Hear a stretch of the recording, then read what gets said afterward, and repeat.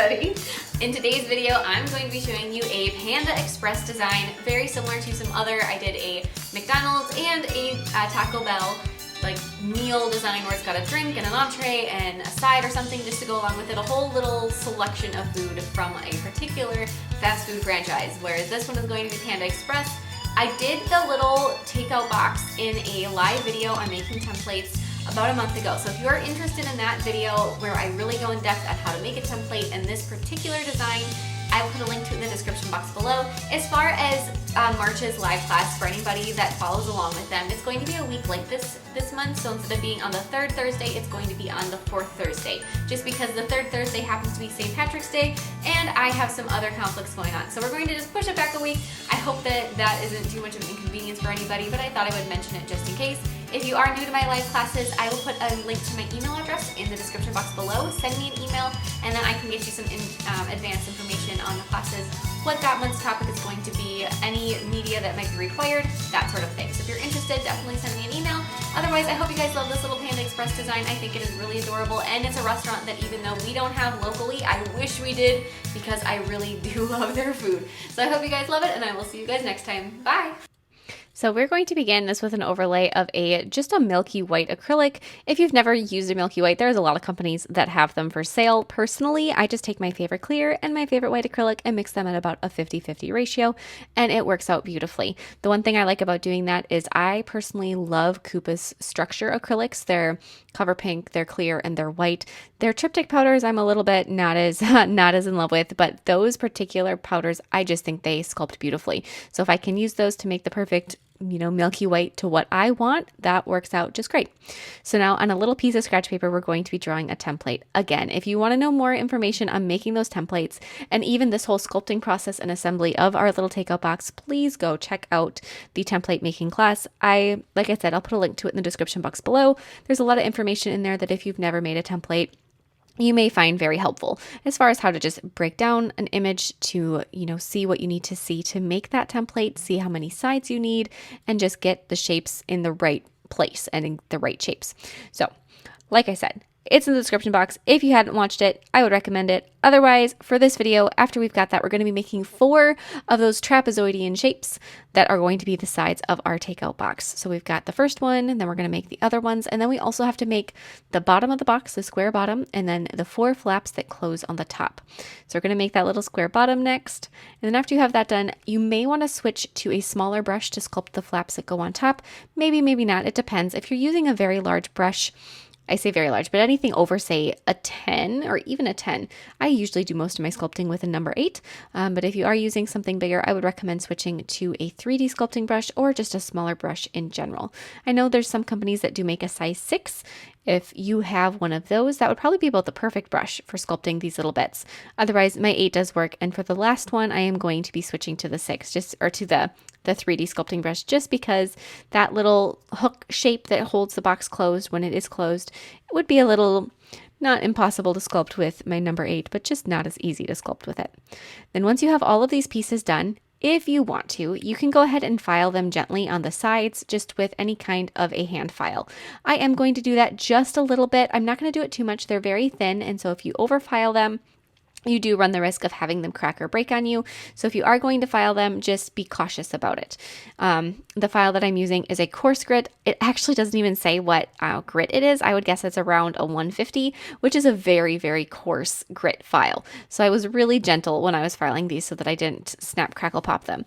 So now that we have the first side glued on, we're going to glue the second side, and I'm going to start with the main box portion of my little takeout box, and I'm going to glue all 4 sides together. I really love using little tweezers to assist with this. If you don't have little tweezers like this to help you, get some. Otherwise, just be very careful that you don't end up gluing yourself to the project, just because fingers are so much bigger than a little tweezers, and nail glue is notorious for gluing things that aren't supposed to be glued together, especially gloves. So many times I've gotten myself glued to my project. Once you have it done, you can pick up the little bottom, and then you're going to glue that to the bottom. Anytime I say bottom, I think of the part of the second Despicable Me, where there's the guy that's called Ram's Bottom, and then the minions go, bottom, hee. It's a running joke in my family, and anytime anybody says bottom, we have to do that. So that took a lot of restraint for me not to do it in the beginning of that when I said bottom. Oh dear. Okay, so we're going to secure all of those sides together, all of the little cracks that you see, any place that you've just glued together with more of your white acrylic. For anybody that's curious, the white acrylic I'm using is that Coupa acrylic that I used to make my Milky White. That's one of my absolute favorites. Just, for the information. Then you're going to just keep going around and around in circles, making sure that it is smooth and perfect and as, sturdy as you can get it. Once that's done, if you want to, you can take your e-file and a barrel bit. The barrel bit I'm using is also Coupa for that matter. It's a medium grit carbide bit. Very straight-sided bit is what you need to make these nice, sharp, crisp lines on your little to-go box. Once you have that done, I'm also going to sharpen up just the very top edge of that to make sure that it's nice and straight. Once you're happy with the overall filing and assessment of your little to-go box, you can glue on the flaps. So I'm going to start with, there's two that are the same, that are, kind of rounded on the top, then flat, kind of like swoop up. Those ones are going to glue on the opposite sides of the box. So if you're looking at this as, say, a compass, north and south are going to be those flaps that are the same. And then you are going to have the flap that has a little hook on it and the flap that's a little bit straighter sided.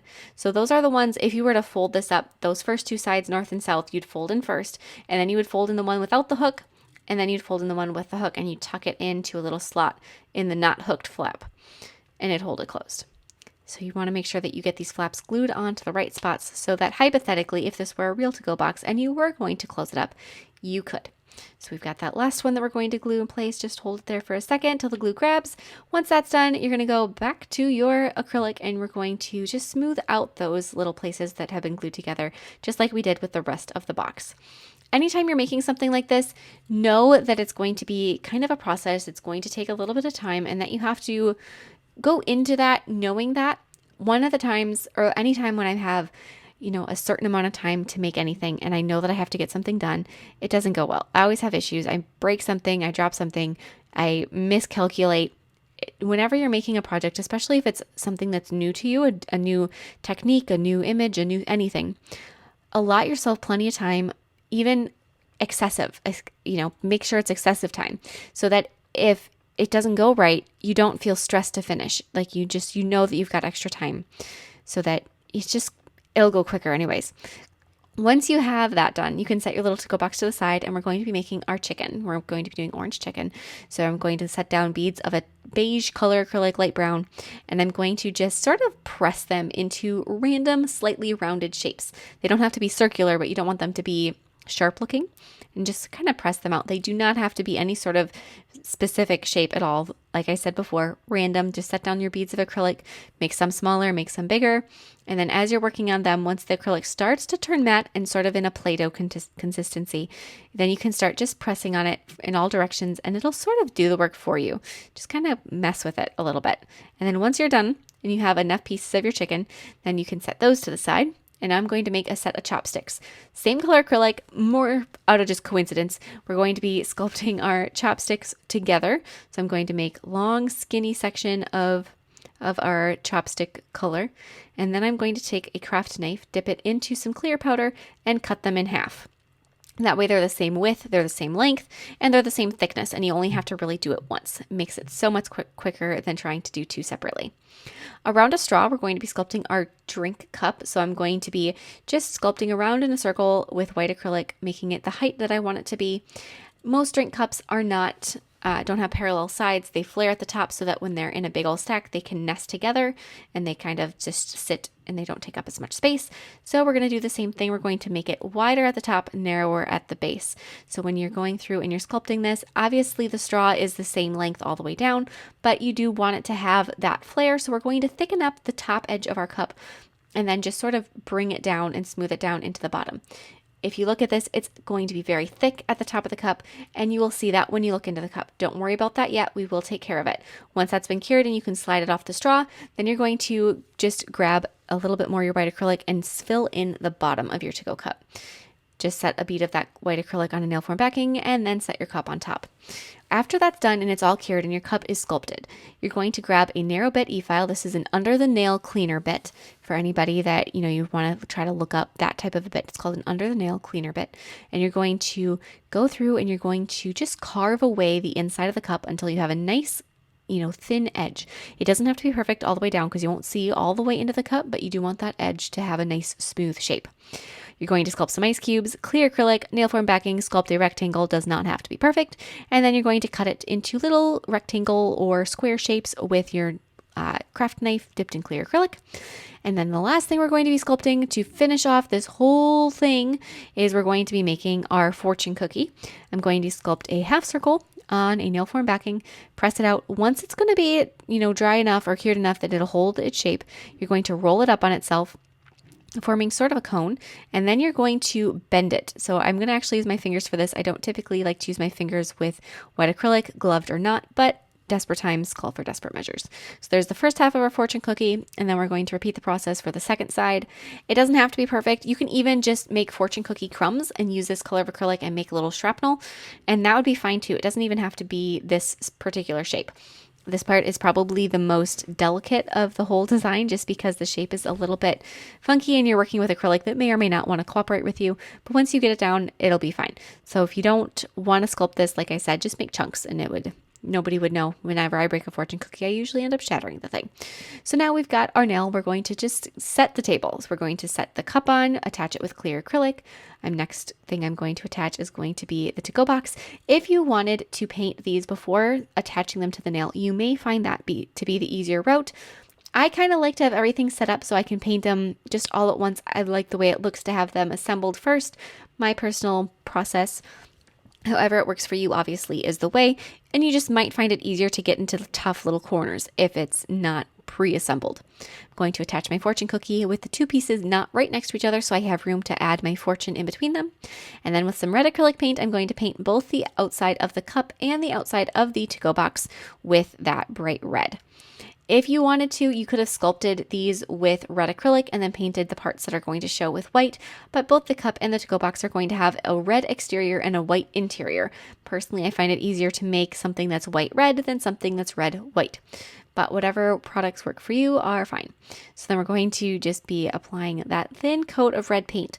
When you're using acrylic paint, if it's not something that you've used very often and you want to paint something like this and you're painting the whole thing and it might end up being a little streaky after the first coat, don't be tempted to paint a thicker coat so that you only have to do two thin coats. Same goes for gel polish. Anytime you're doing anything that's got a paint to it, I always say a couple thin coats is better than one thick coat. For acrylic paint, if you paint thin coats and you really spread the paint out nice and thin, there will be no texture left over to your paint. If you do a thick coat, it will dry down with a texture, and you don't want that because it'll make it harder to paint your little logo like I'm doing now with the white paint, and it just won't look as smooth and finished.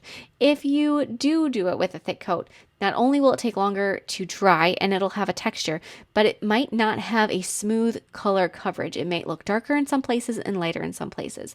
If you want to have a smooth, perfect finish, two thin coats is always going to be a little more reliable. And with gel polish or any gel product, whether it be gel paint, Madam Glam has pudding gels that are, in the same boat. If you try to do a thick coat instead of thin coats, you're going to end up having part of your gel uncured, which will leave pockets of liquid that will just cause trouble. Not only is it a risk of exposure to chemicals, because if that pocket bursts, you can get the gel on your skin, which is always a big no-no, but it also can make it so that it'll peel off in layers on your nail or your project, whatever you're doing. So the rule of thumb across everything is just to do really thin coats. So for our logo, we're going to be painting a big white circle that is going to be filled in. So you're going to just paint that circle first. And then after you have that circle painted and it is nice and circular, you're going to take and you're going to do a little line around it, leaving a space. So you don't want to do it right on, you want to leave a nice gap so that you can write Panda Express within that circle going around. So you're just going to take, and then with white paint still, we're going to be writing in Panda Express between the inner circle and the outer circle. It's a very small space, and if depending on, how big you made everything, it is very possible that you just may not have space to write Panda Express. And if that's the case, I would maybe just put in some dots or something to signify that there would be letters there to finish the logo, and you could skip it and not actually do the lettering. After you have that part done, your white circle paint in the middle is dry, go through and grab your red paint once again, and we're going to be painting the little panda logo that goes inside that white circle. I absolutely adore the Panda Express logo. I love how simple the panda is. If you want a video, this is such an old video of mine, but I did panda nails that weren't necessarily Panda Express, but were this style of panda, just that was white and black, but they're so simple and so cute to make. I can put a link to that video. Like I said, it's a very old video, so I don't know for sure what the quality of it is, but it definitely gets the point across and the education is still there. I love just the styling of the black and white, or in this case, red and white, minimal detail, gets the point across and you know exactly what it is. I love that look. So if you are also somebody that enjoys that, I will put a link to that video in the description box below. Now we're going to mix our chicken sauce. We're going to mix the orange sauce. So I've got a semi-sheer orange gel polish, and I'm going to be putting in just a hint of red glitter. After that's done, you're going to put in all of your pieces of your chicken that you have that you set to the side. So you're going to put them into that gel polish and you're going to mix it up. The little bit of red glitter is for the red pepper flakes so that it has that slightly spicy look to it. If you don't have the right kind of red glitter, you can easily just skip that step. But if you do have the correct red glitter, I highly recommend adding it in because it does make it look just that much more realistic. After you have that, you're going to put in one layer of chicken and then you're going to cure it. It did not look like I cured it in between, but trust me, I did. The video just did not even look like I moved. So you're going to cure between all of those layers and then set a couple pieces of your chicken to the side. After that's been cured again, then you can take some more of that chicken sauce, the orange sauce, and you can apply it over the chicken that is on both in the box and on the table. Add a little more sauce to the box. It's a saucy process. So now we're also going to mix the Sobe Life Water, which is something that I personally associate with Panda Express. I'm going to take a berry color that is semi-sheer, make it even more sheer with the addition of some extra top coat, and then I'm going to grab my little ice cubes and I'm going to put them in there. With that being said, I probably would not put the ice cubes in as early as I did and more stick them on top only. But, you know, you live and learn. And that's actually something that I knew. And as I was doing, I'm like, that's not the way to do it. And yet I did it anyway. So we're going to fill this in again, put some in, cure, put some more in, cure it again. And then after you have it all filled up to the very tippity top, make sure that you cure it again a lot. There's very thick gel, so do it in very thin layers. I'm now going to cut off the ends of my chopsticks and I'm going to place them into the chicken. If I had been thinking, I would have placed them in along with the time as I was filling the to-go box. For some reason, I completely forgot about the chopsticks during that process, so I'm going to add them now. I'm just going to stick them in underneath the chicken where I can and secure them with more of that chicken sauce, orange sauce gel mix. I always want to call it chicken sauce. It's another one of my family's idioms. One of my nephews walked in on me once and he goes, "Hey, Katie, you got that chicken stuff all over your face." Funny kid. Anyways, we're going to stick those down. Once they've been attached, we're going to be applying some gel top coat over everything that has gel on it. So your gel, the gel sauce that's on the chicken, as well as the Sobe Life Water. After you have that completely top coated so it's no longer sticky with an inhibition layer, then you're going to want to apply some top coat over the rest of the nail if, any place that you need to. I'm going to do a 3D glaze over the top of the red paint that's on the cup and the to-go box. That is going to give it a semi-sheer or semi-satin finish so that it's not super shiny, but it isn't matte either. Really looks nice for something that has that sort of waxy container look. It's the perfect finish for that. I'm also going to do a little bit of matte top coat over my fortune cookie. I'm going to write "good luck" on a piece of paper and cut it out. You can write whatever fortune you want, but keep it short and sweet because this is not very much space for this. I'm going to cut off a little bit of extra space on the edges more than I need, and then I'm going to just cut them off because there's no room for that. After you have that done, grab a tweezers and use the tweezers to sort of tuck it into the fortune cookie. You can try to do this without a tweezers, but like I've said with other things, always just grab the tweezers. I first tried to do it without the tweezers and then I got smart, grabbed my tweezers, and you can really shove it into the fortune cookie a lot easier with the tweezers. After you have one side glued in, repeat the process for the other side, and you can have your fortune kind of sticking up a little bit. It may not be easy to read, but if somebody really wanted to, they could actually read it. After that, this is all done. I hope you guys love it as much as I do. Like I said, I've done other food tray themed videos. I have a McDonald's one and a Taco Bell one, and I can put links to those below. Otherwise, I hope you love this one as much as I do, and I will see you guys next time. Bye!